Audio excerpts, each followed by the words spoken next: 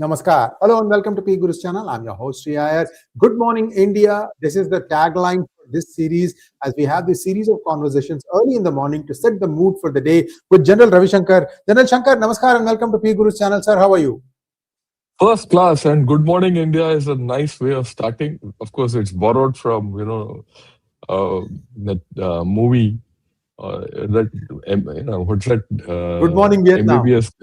No, yeah, one is Good Morning Vietnam. Good Morning India is borrowed from that movie Vidya Balan and Sanjay Dutt's movie. I'm forgetting it. Munna Bhai MBBS. Oh, Munna Bhai MBBS. Yeah, she starts on the payment to say Good Morning India and all that. And so I think it's a good tagline for what we're going to do. We're going to say Good Morning India for, yeah, a lot of things Yes, sir. happening in Let Good me Morning India. set the ball rolling, sir. With your permission, viewers, first we want to talk about the 18% tariff agreement. So there are things that have been claimed by both sides that are slightly at variance to each other. We're going to try and tell you what we see. I mean, this may not be where the final thing will rest, but these are all things where you have to connect the dots, read between the lines and so on and so forth.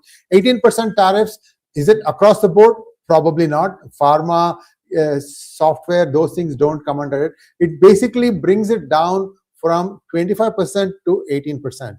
But what about the other overhang of 25% for importing Russian crude?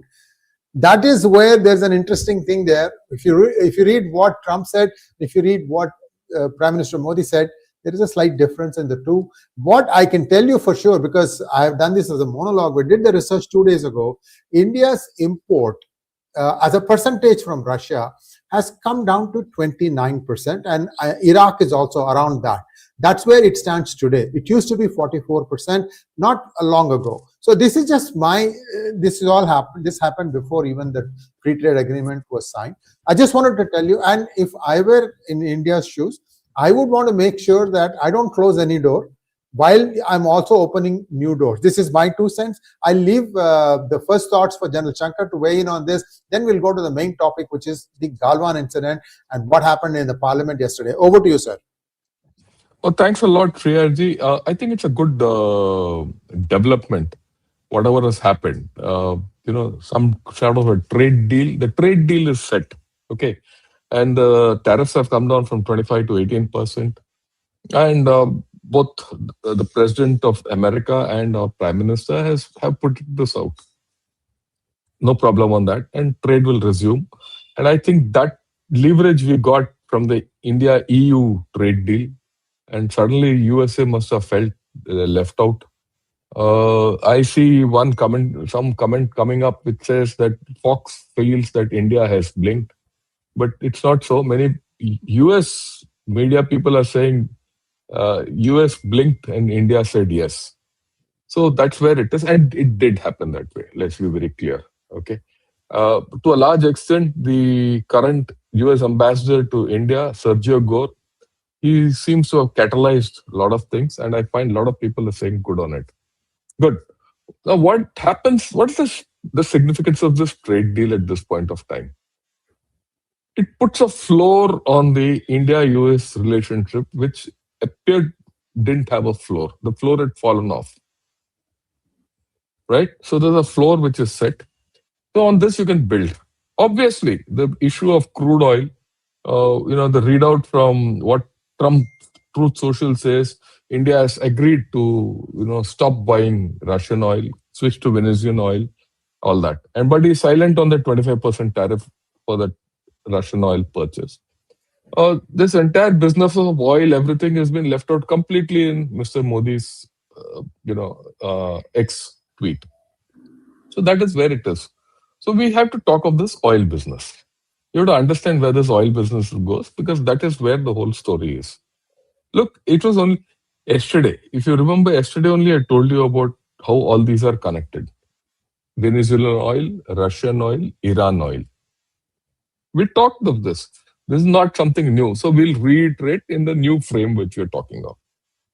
Like I said, this has come out in Trump's own tweet or Truth Social, where he said India will buy Venezuelan oil. We discussed this. We have two wells out there, so it makes sense. Our money is stuck $500 million. In the Orinoco belt, we can go and start getting our oil, which we were earlier getting. We have refineries which is suited to that oil. Get it? You have a thing going. It helps Trump. It helps Trump stabilize Venezuela, everything. And it keeps China out. What's better?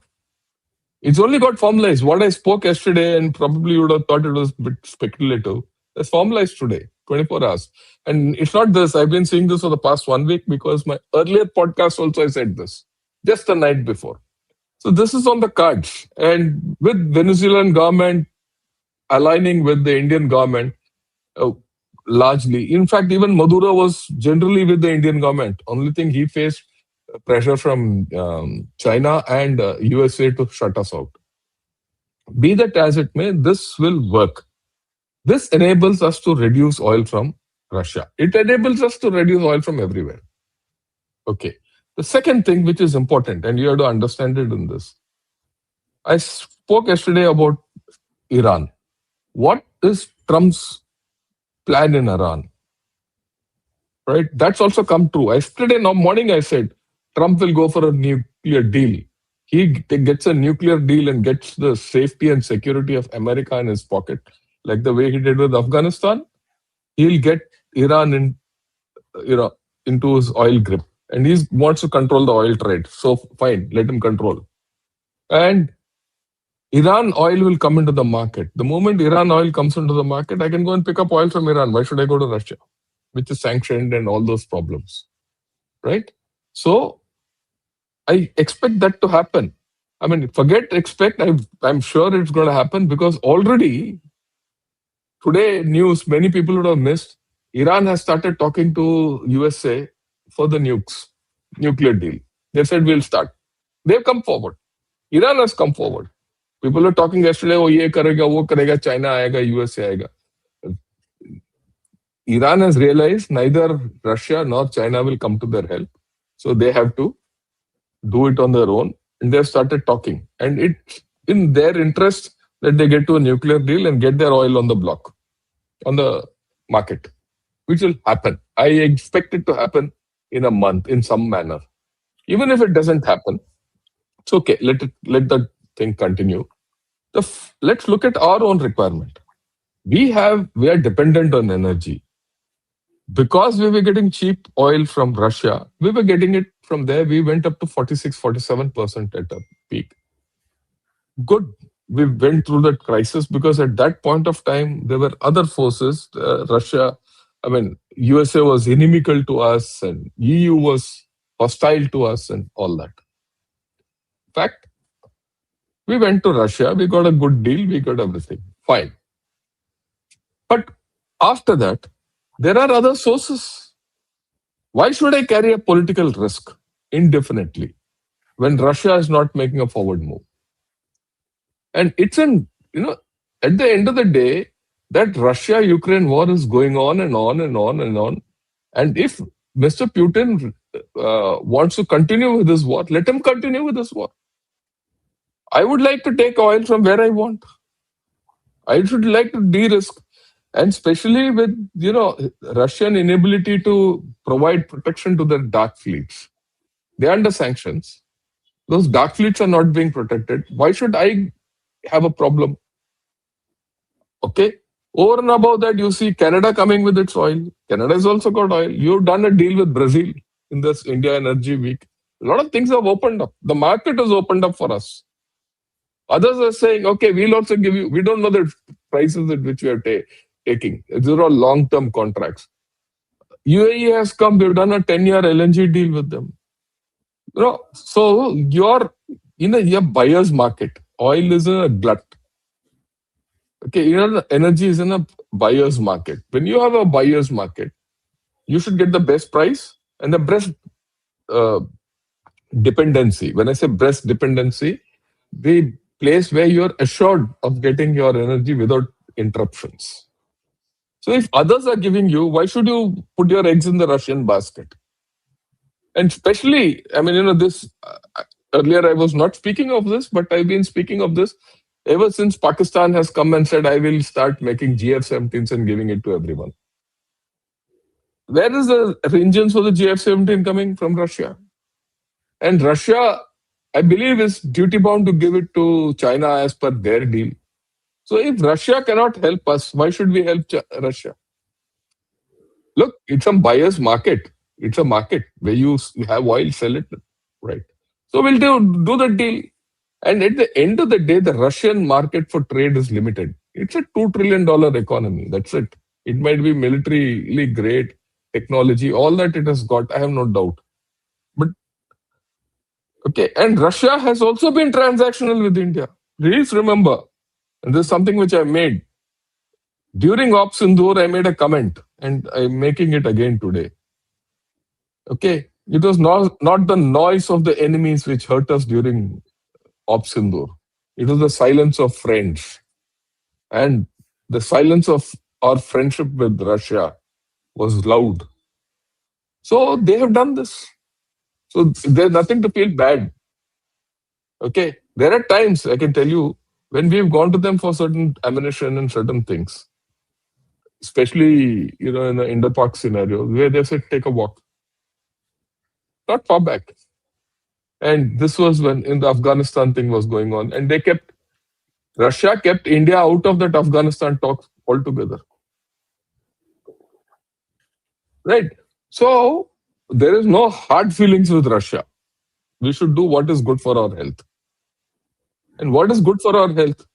Increased trade, better oil, sustained, getting oil in a sustained manner without interruptions. Getting that. And that is feasible if you, spread your places where you can get oil from. Find new locations. Your own oil might come from Andaman Nicobar, where we have discovered. That's down the line. So if you have diversified your sources from where you can get, why should you depend on Russian oil? So I think it's in all fairness. They also know that overnight it cannot come down. I suppose at some point of time, we'll have to do a deal with them and say, okay, look, we'll get down to this percentage and take that 25% tariff off and end of story. Right? And we'll leave it at that. And let EU find its own sources of oil. Why should you? EU will still take petrol from you and oil, diesel, because wherever you get your oil from, you will still give it to them. So I don't think it's a thing. I think there are gaps at this point of time, and I think these gaps will be bridged or in the process of being bridged. Okay. Trump has put that rider of 30% so that he doesn't lose control, or 25%, in Russian oil. So he is very clear, and he's also playing to his audience, political audience there. We are playing to our political audience, both. We say it's a win. Fox News says it's a win for Trump. After all, he wants his votes, midterm. So I think this is where it is. Overall, I think it's good for India. Trade will resume, and things will resume. But let me put the final thing. We had at the last year around this time, we had a strategic relationship with USA. The strategic part is gone. What you now have is a relationship with USA. Okay? It could be a military relationship, trade relationship, political relationship, whatever. It's only a relationship. The trust in this relationship is out. It's going to take a long time to build it back. What's happened in the past 25 years has been broken in a jiffy by Mr. Trump and his cohorts. So to build this trust back is going to take time. Will the ambassador here come and build that trust? I don't think so. Because this kind of trust, people to people trust, bipartisan trust, takes a long time. And what has come out, unfortunately, in this whole story for the past 1 year is that, USA has opened a playbook which ceased to exist. India-Pakistan hyphenation, treating India as a thing. What's happening in Bangladesh? You see, these are things we discussed yesterday only. You can't wish them away. Right? You can't wish Bangladesh away. They've created this mess for us. Just because Trump has put out the truth social, this mess won't go. So we have to be pragmatic about this relationship and how to take it forward. Thank you, sir. You're back to you. Thank you so much, sir. So this is still evolving. There will be some clarity, like General Shankar says. At some point of time, there will be an agreement that, well, we are going to keep it at this level. And if Iran comes online, it's closer, it is sweeter crude, we'll probably be able to do that. Again, but there will be, a balancing act, and there's nothing wrong in thinking that way. It's in India's interest. I completely agree and respect that. Sir, let's go on to the second one. Viewers, in the reference section, there are 3 references. Take a look at them, go through them, because what we're about to talk about, this is yesterday's fracas in Parliament, about an unpublished book, a story that comes in a magazine. I believe it is Caravan. I have not verified it, sir. I've heard that. It doesn't matter. People are saying, no, don't name the thing. Why? I mean, if it happened, it happened. No, it's come. So, yeah, it's come. So it's an article in Caravan about a book that has not been published yet by the former Chief of Army, General Naravane. And suddenly, Rahul Gandhi wants to make a big deal out of it. General, I have already made my thoughts clear. If you read the references, viewers, you'll understand what really happened in Galwan, according to my sources. I wrote that article 6 weeks after the whole thing happened. Over to you, sir, and I will give you uninterrupted access here and maybe a few questions. No, it's not a matter of uninterrupted. I would like your questions because that's the way I would like to answer this. See, first, as far as the India-China thing comes, we'll come to the parliament, what happened and all. I have very strong views on whatever happened. Right? I'm not bothered about the India-China thing because India-China, it is pretty straight. They came in Galwan. We know it. There was a fracas there. In fact, they didn't cross the LOC also. Or not the LOC, our side, the perceived side. They came on the edge and plonked a few tents out there. That's it. And our chap said, please take it back. Okay. And in that, barely Colonel Santosh lost his life with 20 other chaps. We also hit them. They accepted 4. There is much more. We restored Galwan. Okay. Now, then things were there bad in Pangong. So up to Finger 4, they came and erected bunkers out there. Right. And then they erected bunkers in various other places. And they even made maps of China and put it, as if this is their territory, all that. That was the bad period. But even in that entire period, they didn't cross their perceived line of LAC. You see, this is the thing. They have a perceived line of LAC. We have a perceived line of the LAC. Right? The gap between the two. Right? It's like this, this is their line, this is our line. So where there is differences of perception, there are about 8 or 9 points. That Sang, that Gogra, Hot Springs, Pangongso, Demchok, these were there. Now, Galwan also was one of them. Galwan was where the friction occurred. What they did was they came up to their perceived line of the LAC and built whatever they wanted. And Pangongso, they built bunkers, all that. And they were about to do something in this Chushul area, that is Rechinla, Razangla and all that. And when we did the Op Snow Leopard, we went and did the Op Snow Leopard, went on top of them. We outflanked them in Finger 4, went and sat on top. They moved their tanks, we moved our tanks. They were face to face, just 300 meters apart. And I know it for sure, it happened that way. And we didn't blink, they blinked.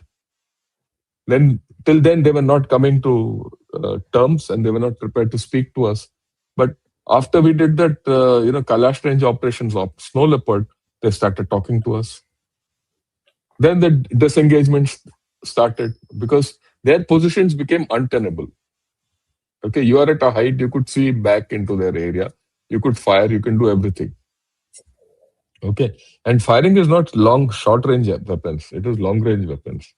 And, just to give you an idea, when you go on top of Rechinla and Rezangla, on that ridge, right? Actually, you see areas right up to Nagari. Deep. When you're this side in Chushul also, From the Chushul heights, you can't see. You have to go on top and see. You go to the, that meeting point, border meeting point, which is in the middle. I've been there. That's where this whole story took place. Um, you can see fairly to a large distance, but not that much, right? But these two heights, you go right back, Spangor Gap and Spangor Lake, and you can see right up to Nagari. On a good day, clear day, you can see the road also. I've not seen it. One of my commanders who I served under, who was from Ladakh Scouts, has seen that road from that thing. He said. Is that the So, Karakoram? Is it? No. That's the road connecting, the G219 highway, Oh, which goes G219. through from them Tibet, along Tibet, across Aksai and goes into Kashgar, Hotan Kashgar. Right. That's why that whole story they took Aksai. Otherwise, they had no reason to come there. You can see that. And then we did the Kailash train. They started talking, and then one fine day we came to know that they were disengaging. Part of the disengagement did you go back? We'll also go back. We'll go back to our line of LOC. You go back to your perceived. It was the opposite. We will step behind your perceived line of the LOC. You step back behind our perceived line of the LOC.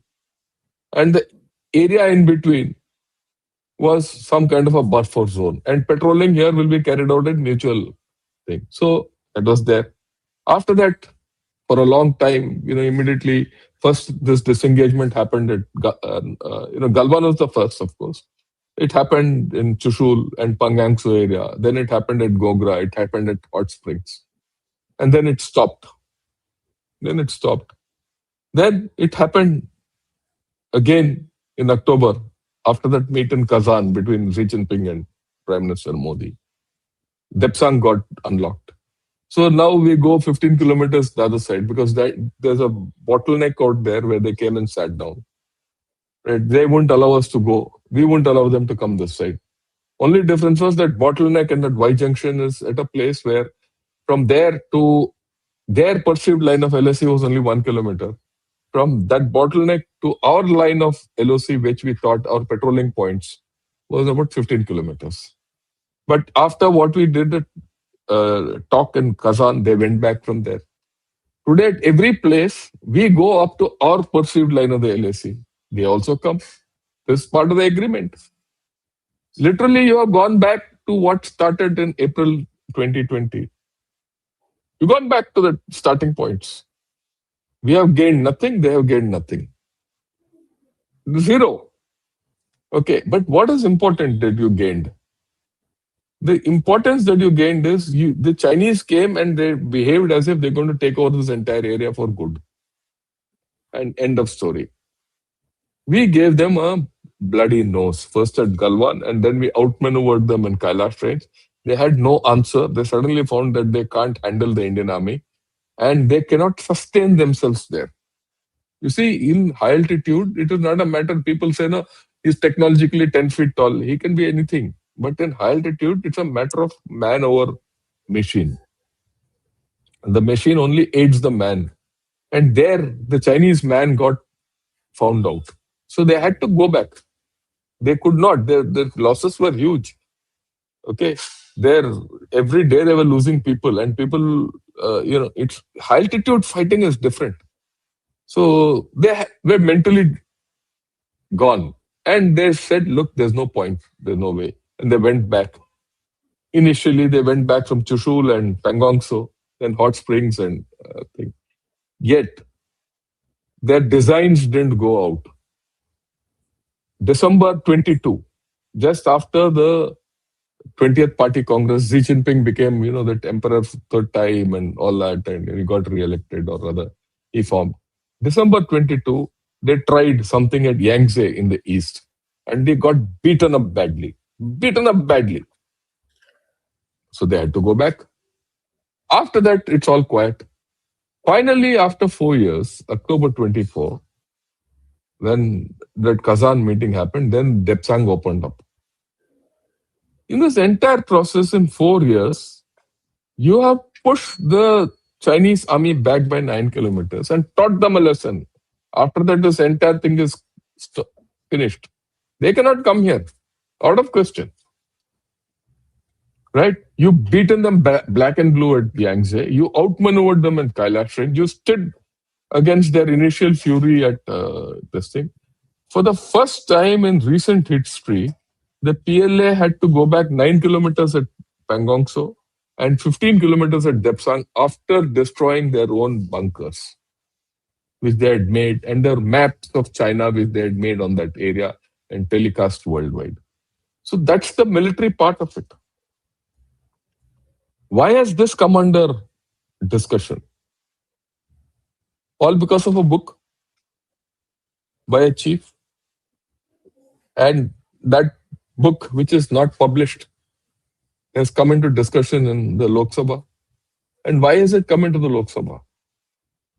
See, these are the things which worry me. I'm not bothered what happened, transpired in the Lok Sabha, who's right, wrong.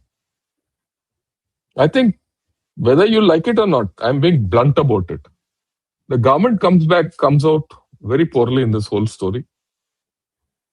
The opposition comes out very poorly. And so does my compatriot and chief of army staff. It's very poorly handled. That's my way of looking at it. So this is my opening thing about this thing. Ask questions and I'll answer, because I don't want to talk something on my own. Then it might not answer your questions. Ask. Thank you so much, sir. And this whole way the thing was approached in Parliament, it made it look like the government had something to hide, and that's why they were not allowing the book to be published or something to that effect. I mean, they are clutching at straws, if you ask me, General Shankar. Because who's clutching at straws? Rahul Gandhi and their team. What okay, they are trying to say is, okay, that's the popular perception. Yeah, that's a popular perception. Let me put a few issues across to you. If you repeatedly call your opposition as unpatriotic, at some point of time they'll behave unpatriotic. And it's been happening. A lot of supporters of the government and the megaphones which the government has employed all over and the party has employed. Isn't it a fact that we call the opposition as unpatriotic? It's a fact. Let's accept it. Now, is that correct? If you call this leader of opposition as unpatriotic, okay? What are you doing? You are only spitting at your own face. He's a man who's been elected by people of India, not from Bangladesh or Pakistan or America. The opposition still has 100 plus seats or whatever number. They are representing India, a part of India. This is a coalition government. It's a very good government. I'm with the government. But I'm now talking democracy. Is it democracy to call the opposition as unpatriotic? I don't remember this happening when BJP was in the opposition. Right? And this is sustained. So the results are coming out that way. That's the first thing. Now let's talk of this book. This is an unpublished book. Everyone knows that there are two issues. There are two issues in this book, which were probably, why the government has not cleared it. Okay? The government has not cleared it. One is that, as I read it, the chief of army staff went to, everyone. Maybe he went, I don't know whether he spoke to the prime minister or not, but he went to definitely Rajnath Singh and everyone and said, like, what do I do? The Chinese are here. He said, Jo uchit hai wo karo. Okay. Or something to that effect. That the government, I believe, finds, objectionable in a book. I agree with the government. Let me put it this way, upfront. I agree with the government on this 100%. And the second thing is about the Agniveers, right? There's a different, I have a different view, but I'll talk of that. I agree with the government, and because this is a very critical part of this whole story. I'll come back to what's happened in the parliament, all that later. Uh, I have to explain this with my example, personal example. Now, this was long back. I'm now going back to 2008-9. I was commanding a brigade in the Northeast. There were some elections to be held, and that was contentious. The militants operating left, right, both parties, opposition and the ruling party, both were taking the help of militants. I mean, it was very funny. So I was, and those were critical. A lot of problems, a lot of major projects going through. There was a major, highway project, part of the trilateral highway, four-way lane highway to Burma, Sharma, and all that from here. That was going through my area. A major broad gauge conversion was going, and major other projects were also there, oil exploration, all that. And they were being impeded, and elections were critical for that. So I was one day summoned by my army commander in Calcutta and said, "Come, let me know what's happening, what are you doing, and how are you going about it." So I was very happy that he's called me, because then I can go and tell him the whole thing, and I get some directions from him. If the army commander gives me directions, I'm happy. My brigade commander and not brigade commander, my div commander and corps commander will also fall in line, and I don't have to answer three people. Then I get one direction. So I went and told him. When I told him everything, I said, "Sir, this is this, these are my thing, all that." Then I asked him, "Sir, what do I do now?" So your views, and you know what he told me? He said, "Shankar, do what is right." I said, "What is right?" He never told me do this or do that. He said, "Do what is right. What you feel is right. What you feel in the public perception is right. What you feel in heart of hearts as a military man is right. As a citizen of India is right." I said, "Sir, I have no clue of what you're saying." He says, "Go back, think, because this is critical. You have to take decisions. I'm not there to take decisions for you. When that election happens, an incident happens, you have to give that decision. I can't sitting in Calcutta and give you that decision. Go." I was shocked. He also said, "Virtually, jo uchit hai wo karo ji." There were politics involved, there were everything involved. So I went back. And 2 days I kept scratching my head. Third day I said, "Yes, I'm very clear now."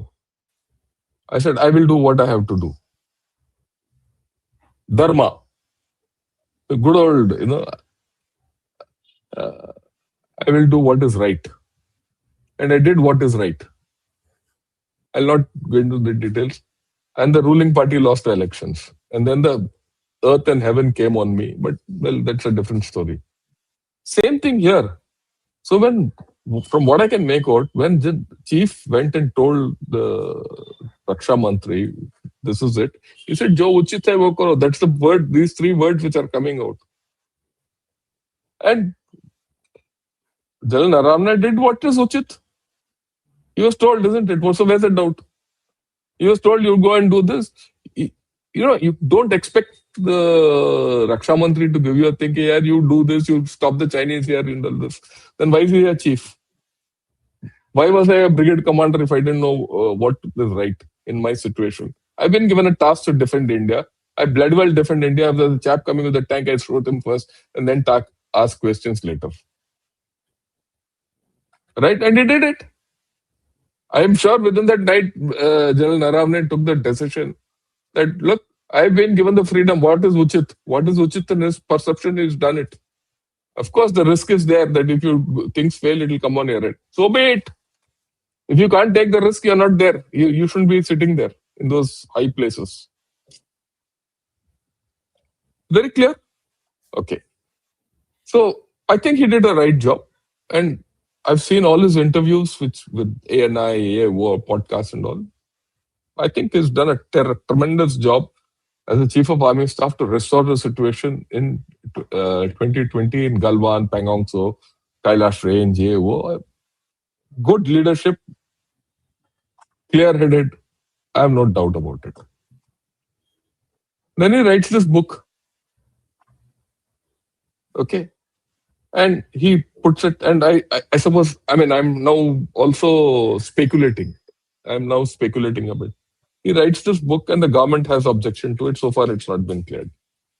Fine.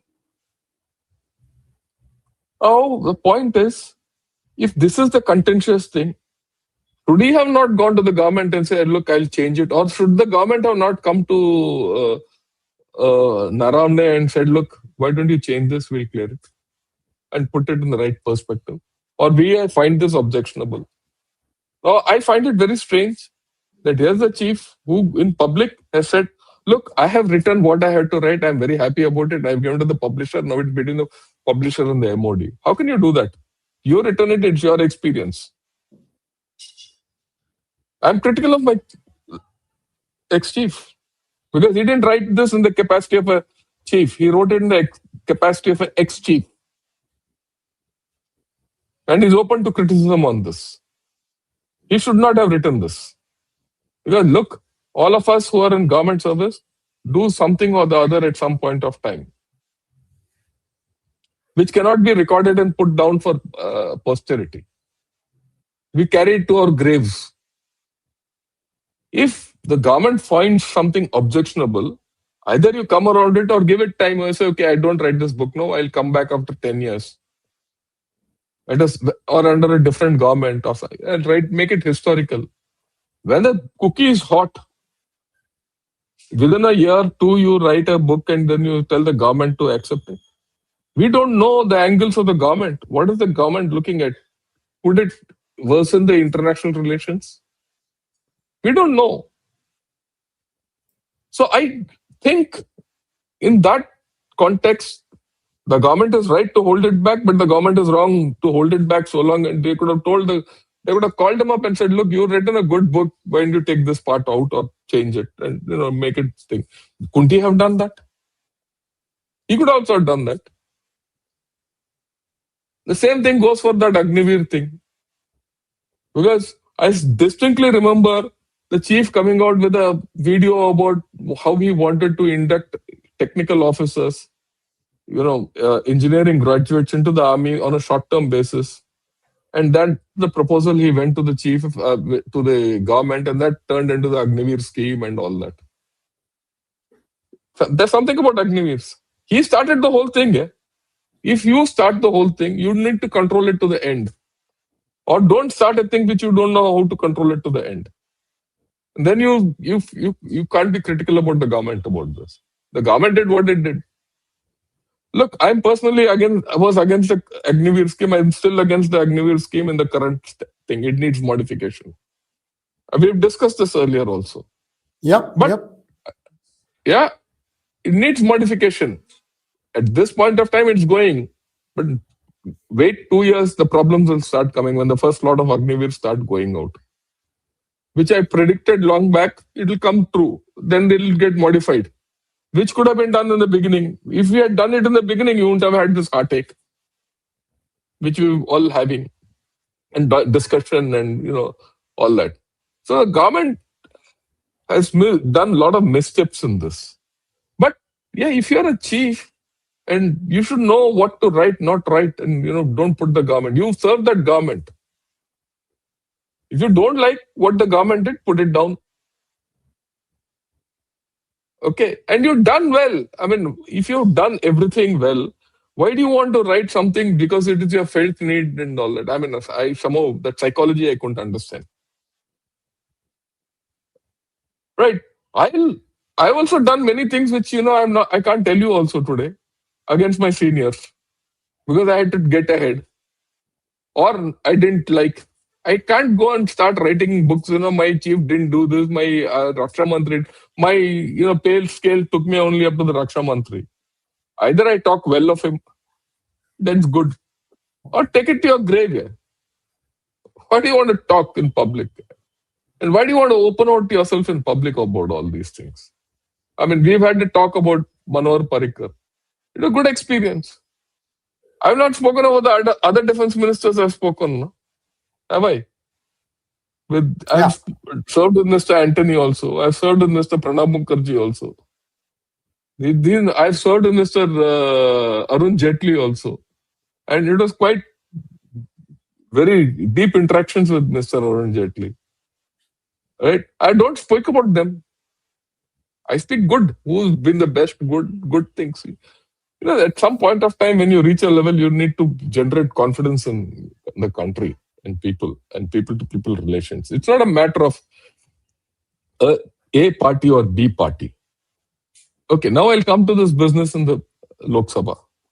Of course, the leader of opposition, the way he came out, and said, this is it in that book, and, is out of context. Whether it's right or wrong, that's his choice. That's his political choice. As a leader of opposition, he felt that was the thing to be discussed in the parliament. That's his choice. That's democracy. It's anyone's choice to criticize him. That's also democracy. But I am not talking of whether he did the right thing or the wrong thing. He exercised his choice. He exercised his choice of, saying this is it. But he exercised it at a time during budget session, out of context. Why that's his reasoning, isn't it? He said, people call me unpatriotic, so I'm talking, and he's quoted MP who's called him unpatriotic. Now, I can keep going back, but that's okay. But in this case, the response by the government, and we're talking about two senior ministers, was also patchy. Why should they feel worried about what a ex-chief has written? Especially when you have the whole country is with them. And the LOP also, the leader of opposition also should know why you're raking this up at this point of time. When everyone is saying, it's only Indian Army who sorted out China and PLA. You're on a pig's back.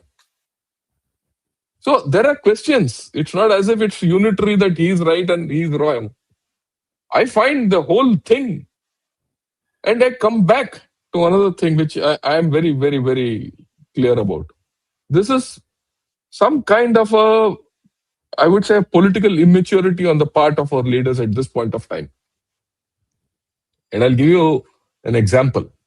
And I remember seeing an interview given by Mr. Arun Jaitley long back. He was in the opposition at that time. I think either this interview was done by the chap Pranoy Roy or Shekhar Gupta. I don't remember who. But I remember what this man said. Right? At that time, there was some contentious issue. So the BJP was up in arms. They wouldn't let the parliament function. The government was crying hoarse. And this guy who was anchoring this interview asked him, I said, why don't you let this parliament do its job and, let the things go ahead and all that. So late Arun Jaitley, I give him full marks. He said, look, I understand what you're saying. If the government consults us and we come to a consensus, things can move ahead. We are not against the government conducting business. They have a point of view, they are the government, we understand that. We have a point of view, the government should understand that. And if the government takes us into confidence, things can happen well. Right? This is something, and very nicely, I'm going back in time. So this interview became, I wouldn't say a focus point, but I think Mr. Arun Jaitley conveyed it very well. And the government of the day then, I don't remember who, it was Manmohan Singh's government. They took notice of that interview. It was communication. And then I found that the government started communicating with the BJP, which was in the opposition, and things happened positively. And things went to their logical conclusion. I don't see anything of that happening today. And neither the opposition nor the thing. Everything the government does, the opposition has to say no. Everything which the opposition says, the government has to say no. Where is the connect? We've not elected them to say keep fighting for their political thing and come to power. We've elected them to govern our country, to take our country forward. I have no problem tomorrow if this deal, Mr. Rahul Gandhi criticizes this deal. I have no problem. But to say that Mr. Narendra Modi has been sold out to Trump and all, I'll take objection to it. It has to be constructive criticism. And the government has to accept that constructive criticism. The same lot, did what they had to do during Op Sindoor. The joint teams went all over the world and achieved something. They gave our Indian point of view. And wasn't it the opposition people who came and said many things? A person like Owaisi made a very significant points where it mattered. I mean, this is shown, everyone knows. So why can't they have that kind of an attitude everywhere? I don't expect them to, play dolak like each other, to praise each other. But definitely there's a difference between rabid opposition to each other and constructive opposition to each other. Right? I find that missing, whether it's in the government or in the opposition. And I'm not talking personalities. It's become a habit of certain of our elected representatives to shoot their mouths off. I'm right now giving you what I feel. I don't support anyone. Let me be very honest. I will support the person who performs to me. It doesn't matter which party is he from. I'm not interested in his ideology. I'm interested in his performance. If Mr. Modi performs, I vote for him. If tomorrow Rahul Gandhi has to perform, I'll vote for him. But they have to perform. Right? But for every one who gets elected into chair as a prime minister or a chief minister or whatever, there has to be an opposition also. I think the strength of our country is this democracy. And yesterday, for me, that democracy was taking a hit. I thought I'll put these issues out. It's not China. China will sort out. And let me tell you, the strength of our nation is democracy. That's one way. The other way is, I'm glad this happened. It shows that we are a functioning democracy. Look at it. You have to look at it in a different manner. If you look at it apolitically, all these facts come out. Right? Yeah, I think I've spoken a lot. Your views, and we can question and you can. Thank you, sir. And we have a few questions. Let's just go ahead. Yeah, and please. Get the questions. Yeah. Vivekanand, thank you for becoming YouTube members. This question's for you. Sir, I agree we shouldn't be calling LOP unpatriotic, but Mr. Gandhi is exceptionally worse. Joining hands with foreign forces and driving their agenda for political gain is inexcusable. That's your judgment, Tokala. It's not mine. I've told you why. Is there a way you can reverse this? I agree there is a loss of maturity in public behavior. No doubt. I'm not talking to any one person. You call a chap an idiot, he'll behave like an idiot. That's the point I'm trying to make. You have to take people along in a team. That is where, and the bigger man comes, into the picture. It is the government which has to do this. It is the government which is responsible for the nation. The government has to take the opposition along. Don't expect the opposition to come and fall behind you. It's always, that's the fundamental of democracy. If that breakdown happens, you'll see polarization.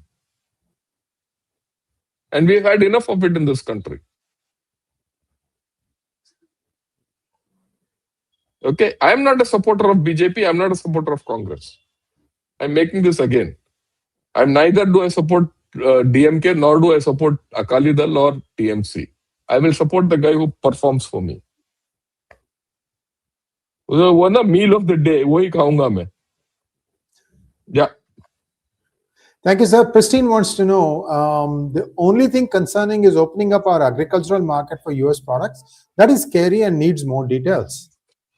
Yeah, I agree with you. I don't think we have opened up our agricultural market for US products. I think, if at all, I think a few things like cheese and all, some things we will.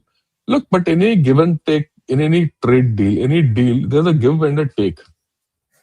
As much as Trump will go and, EU will say, we got the best deal. For that matter, even these people, the New Zealanders said we got the best deal. Right? In their respective countries, they've been opposition to this, that you sold out to India. Some they've said, yeah, you done got the best deal. Same thing will happen here. And yeah, that's democracy. Yeah, and that's democracy. And I agree. Your point is valid. It needs to be examined. We'll see the fine print of this deal when it comes. Right. Jump beforehand, we shouldn't. It's not correct. Yeah. Satish says, Trump doesn't want to fight anywhere. I've seen the National Defense Strategy, which is a follow-up to NSS. Their aim is to deter China with strength and not confrontation. Yeah, that's, I think, a very logical way of looking at it. Why should I fight to get my job done? If every day you want to go and fight with your boss, or every day you want to fight with your neighbor, and every day you want to come at, or you feel your street is the best, the next street I have to subdue. Every day you're in fight mode. Please understand. Look, many people talk very poorly about Mr. Trump. I agree. He might have his idiosyncrasies. But damn it, that country has elected him as the president for some reason. He's got some qualities. He got removed and yet he came back after 4 years hiatus. He's come back with a plan. I've spoken about it. And his things are moving as per his plan. People are reacting. Probably the only country which has not gone as per his plan is India. And we should be proud of it. And let me tell you, I like him only for one reason. Okay. I love him for the fact that he's sorting out China. This is your long-term problem. He's sorting out China big time. So take things with it. Yeah. Next question. Sriji wants to know, which patriotic opposition leader called our country a dead economy and called names of judiciary and armed forces in all overseas stages? Mad statement ever. I will fight the Indian state. Who did it? I don't know what he's asking. Yeah, we shouldn't get involved with these kind of things. No opposition leader has said ours is a dead economy. The dead economy came from Mr. Trump. Okay. Yeah, it's the leader, it's the opposition's call to criticize the government that they're not doing the right thing. They might use, look, that's democracy, damn it. If you don't have these people who are making a noise, our government will go haywire. This is the nature of democracy. What happened, when Mr. Rajiv Gandhi had 400 plus seats in this parliament? Okay, we collapsed. The country went awry. Be happy that you have a democracy which is at least functioning. They keep the government in check. Unchecked power, absolute power, corrupts absolutely. ठीक है? थोड़ा ठंडे दिमाग से सोचो. Thank you so much, sir. We'll be back again, time permitting, tomorrow. And General Shankar is traveling, so we'll let you know. But Good Morning India is here for good. Thank you so much, sir. Namaskar. Thank you.